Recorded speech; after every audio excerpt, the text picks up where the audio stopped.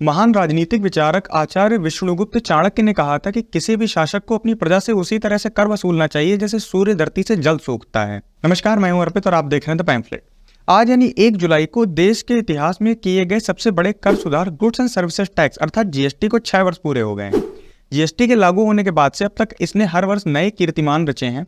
पहले से लागू न जानी कितनी व्यवस्थाओं को सिंप्लीफाई किया है और बहुत सारी समस्याओं को खत्म किया है। आज इस वीडियो में हम जानेंगे कि जीएसटी से देश में कितना बड़ा बदलाव आया है और इससे कितनी सारी समस्याएं खत्म हुई हैं। लेकिन इससे पहले जान लेते हैं कि जीएसटी देश में लागू कैसे हुआ। जीएसटी के लिए सबसे पहले वर्ष 1999 में वाजपेयी सरकार ने प्रयास चालू किए। इसे लेकर रिजर्व बैंक के 3 पूर्व गवर्नर सी रंगाराजन, बिमल जालान और आईजी पटेल ने इसके मुख्य बिंदु डिस्कस किए। इसके बाद जीएसटी का फ्रेमवर्क तैयार करने के लिए पश्चिम बंगाल के वित्त मंत्री असीम दास गुप्ता की अध्यक्षता में एक समिति बनाई गई। जीएसटी को मूर्त रूप देने के लिए विजय केलकर समिति का भी गठन किया गया, जिसने 2005 में तत्कालीन यूपीए सरकार से इसे लागू करने की सिफारिश की। इसके पश्चात वर्ष 2006-07 के बजट भाषण में पूर्व वित्त मंत्री पी चिदम्बरम ने यह घोषणा भी कर दी कि वर्ष 2010 में हम जीएसटी लागू कर देंगे।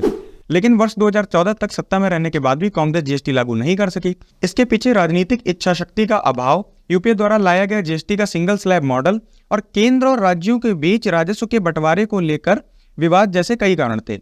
यूपीए सरकार ने प्रपोज किया था कि सभी प्रकार के सामानों पर 16 से 18% का जीएसटी लगेगा, यानी अपने खेत की जुताई के लिए ट्रैक्टर लेने वाला किसान भी उसी दर से टैक्स भरेगा जिससे कोई करोड़पति अपनी लग्जरी कार के लिए भरता है। इसके अलावा राज्यों को भी जीएसटी के प्रपोज मॉडल के बारे में कन्विंस नहीं किया जा सका था, क्योंकि उनके अपने कुछ रिजर्वेशंस थे।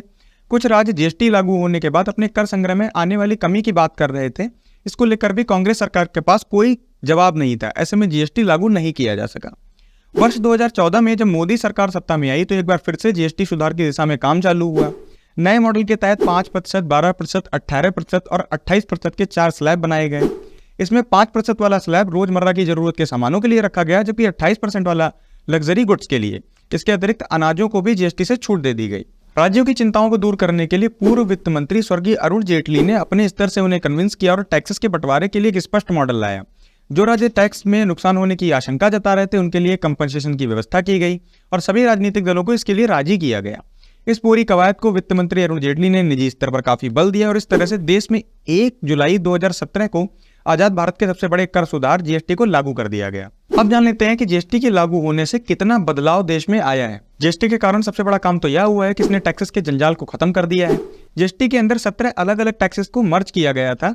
जीएसटी से पहले केंद्र द्वारा केंद्रीय बिक्री कर, केंद्रीय एक्साइज ड्यूटी, सेवा कर और अन्य कर लगाए जाते थे, तो वहीं राज्य स्तर पर मनोरंजन कर, लग्जरी कर, लॉटरी और जुए जैसी गतिविधियों पर अलग अलग कर लगाए जाते थे। इनकी वसूली के लिए मनोरंजन कर विभाग, बिक्री कर विभाग, लॉटरी विभाग और अलग अलग विभाग थे, जो कि करों को एक जगह एक साथ किफायती ढंग से इकट्ठा होने की प्रक्रिया को मुश्किल बनाते थे। जीएसटी के आने के बाद से व्यवस्था में बदलाव आया है और काफी एफिशिएंट और आसान ढंग से टैक्सेस का कलेक्शन हो रहा है। जीएसटी से आम जनता को भी बड़े स्तर पर फायदा हुआ है। पहले कई सामानों पर 31% तक का टैक्स लगता था, जो कि अब घटकर 5% से 28% की रेंज में आ गया है। अब बात टैक्स कलेक्शन की भी कर लेते हैं। प्रधानमंत्री की आर्थिक सलाहकार समिति यानी ईएसी पीएम की एक रिपोर्ट कहती है कि जीएसटी के लागू होने से पहले वित्त वर्ष 2016-17 में कुल इनडायरेक्ट यानी अप्रत्यक्ष टैक्स कलेक्शन 3.91 लाख करोड़ रुपए था। प्रतिवर्ष इसके बढ़ने की दर भी काफी धीमी थी। यूपीए सरकार के आखिरी वर्ष 2013-14 में तो यह सिर्फ 3.08 लाख करोड़ ही था।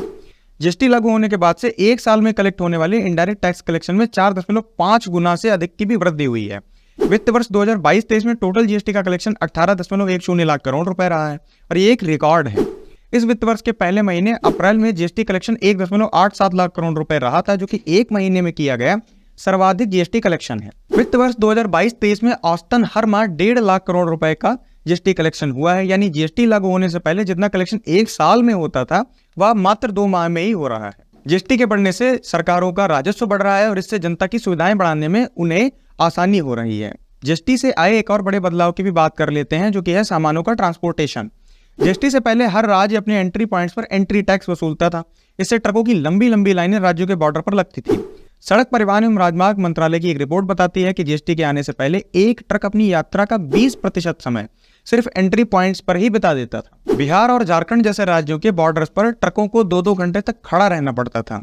इससे भ्रष्टाचार में खूब बढ़ोतरी होती थी और समय की बर्बादी होती थी। जहां यूरोप में एक ट्रक एक साल में औसतन 2 लाख किलोमीटर चलता था, तो वहीं भारत में यह आंकड़ा सिर्फ 50 से 60 हजार किलोमीटर था। लेकिन जीएसटी के आने के बाद से ई वे बिल की व्यवस्था की गई है और ई वे बिल के आने की वजह से ट्रकों को राज्यों के बॉर्डर पर खड़े नहीं होना पड़ता और इससे ट्रांसपोर्टेशन कॉस्ट घटती है। इसका सीधा असर महंगाई पर पड़ता है, उसे कम करने में मदद मिलती है। इस व्यवस्था की सफलता का प्रमाण तो यह है कि मात्र मार्च महीने में ही देश में 9 करोड़ से अधिक ई वे बिल जारी किए गए हैं। जीएसटी के आने के बाद से एक बड़ा बदलाव टैक्स फाइलिंग में भी आया है। जीएसटी के पहले अलग अलग टैक्सेस भरने के लिए व्यापारी सरकारी दफ्तरों और बैंकों का चक्कर काटते रहते थे, जबकि जीएसटी पोर्टल के माध्यम से अब कोई सामान्य समझ वाला व्यापारी भी आसानी से अपना टैक्स फाइल कर सकता है। उसे कागजों का पहाड़ इकट्ठा करने की जरूरत नहीं पड़ती। एक आंकड़े के अनुसार वर्तमान में देश में लगभग 1.4 करोड़ व्यापारी जीएसटी के अंतर्गत रजिस्टर्ड हैं। इसके अलावा जीएसटी ने देश में अलग अलग राज्यों में टैक्सेस को भी यूनिफाई कर दिया है। पहले एक ही वस्तु पर अलग अलग राज्यों में अलग अलग दरों से टैक्स लगाया जाता था। इससे टैक्स की चोरी और हेराफेरी बढ़ती थी। अब पूरे देश में टैक्सेस के रेट एक से होने के कारण यह काफी कम हो गई है। जीएसटी ने देश के बिजनेस माहौल को भी काफी बदला है। इसके लागू होने से पहले वर्ष 2014 में विश्व बैंक की ease of doing business rank में भारत की रैंकिंग 142वीं थी, जो कि आज 63वीं है। ऐसे में नया इन्वेस्टमेंट भी भारत में आ रहा है और इससे नए रोजगार पैदा हो रहे हैं। कुल मिलाकर जीएसटी ने एक साथ ही ऐसी कई समस्याओं को खत्म कर दिया है जो कि देश के विकास में बाधक बन रही थी। आगे आने वाले समय में देश में हमें और भी बदलाव जीएसटी के माध्यम से देखने को मिलेंगे, जिससे देश का विकास और भी तेजी से हो सकेगा। तब तक आप देखते रहिए द पैम्फलेट। धन्यवाद।